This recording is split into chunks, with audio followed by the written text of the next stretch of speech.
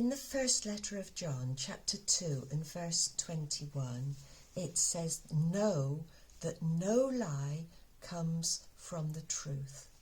I knew then that Watchtower was hiding behind a lot of secret rules, and it took me a long time to work out exactly what was going on. Jason Wynne from Avoid JW had to send me a lot of Watchtower's secret stuff.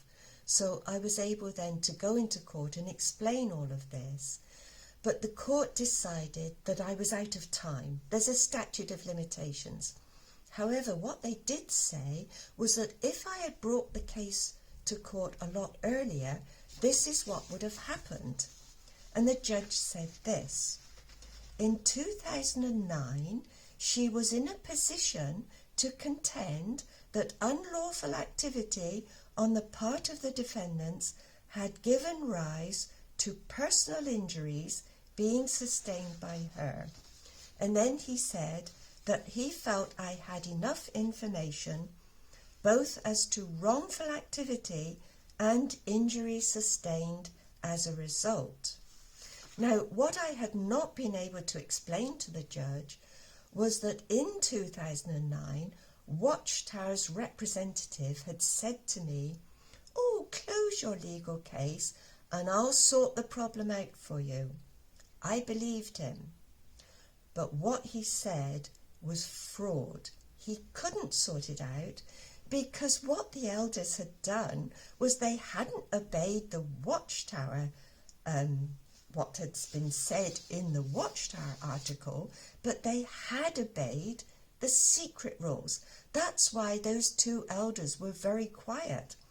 When I said to them, "You haven't obeyed what it says in the Watchtower." Well, they hadn't, but they had obeyed the secret rules. So this representative of the Watchtower Society had lied. I believed him. I did what he said. The problem was not sorted out. So I took that fraud to court. Well, now the problem was that by this time I was exhausted and I just couldn't face another legal challenge in the court. So I said to the judge, "Look, if you repeat what you said before, that Watchtower had breached human rights, another judge had said that they had breached the Constitution, if he repeated that and made it more forceful for Watchtower, then I would close the case." So the judge said he was happy with that, and he said to the defendant's barrister, who by this time was an Irish barrister, and he said to him, "Look, you go and phone your clients," because the judge thought this was just a little local thing. After an hour and a half, the barrister for Watchtower came back and said, "Oh, look, we had to phone London, and London had to phone New York." And the judge was really surprised. "It's going to New York," he said. So my little court case had gone round the world. However, the barrister came back and he said, "Oh, our clients don't like the wording. They don't want to use fair procedures." And the judge says, "We're not having that." So he carried on and he said to Watchtower, "You must use fair procedures."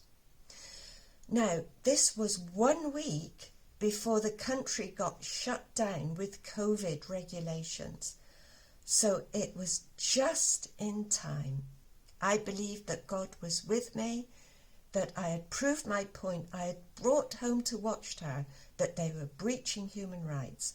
You see, Watchtower can breach human rights in the United States, and so they think they can do it in Europe as well, which is why they keep their procedures secret.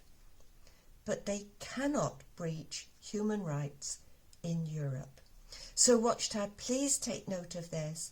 And if anybody has been harmed by Watchtower's breaches of human rights, I'd willingly help you out. I'm not allowed to give legal advice, but if you go to a solicitor, I will willingly help that solicitor with whatever help he wants. Thank you so much for watching, and I hope next week to go on to more cheerful subjects. Thank you so much.